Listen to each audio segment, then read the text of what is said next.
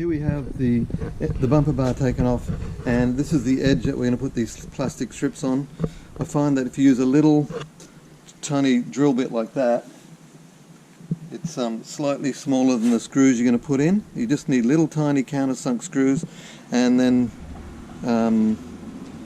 drill a number of holes in the bumper bar.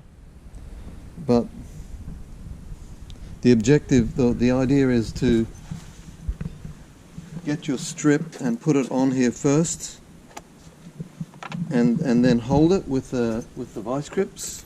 Just clamp them on there, and then with a drill bit and a drill your holes just where, you know, every couple of inches all the way down. I've got about 8 holes there, or 7 holes. So that's set up now for that. And then the other thing I did was I just got a little countersinking drill bit, so that when you put the screws in, they actually sink down inside the plastic strip, and when you come to sand that, you won't see those screws. But that helps to hold the whole thing on to the bumper bar like that.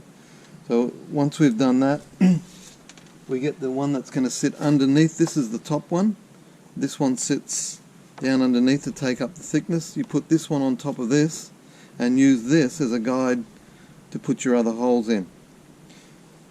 The other thing is, it's better to have a bigger drill bit like this to make the holes in your strips, so that the screws don't actually bind into this, they bind into the bumper bar. So once you've done your little pilot holes, leave that size there, don't make them any bigger than that, but then use this drill, which is slightly larger, to run through these strips so that your screws actually are fixed to this and clamping this down.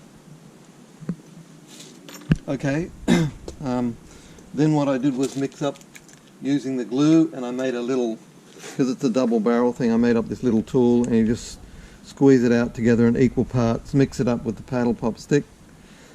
Just glue one surface first, and then put your screws down on the one that's going on next, just to hold it in place until it dries. Then you can take the screws out and glue the next strip, this one, and put that down and put your screws in finally to finish the job off, and just let it dry. I find if you let it sit there for about 12 hours, it really goes rock hard. So that's what we're going to do. I'm going to do this one, and you've seen what I did on the other side. Okay.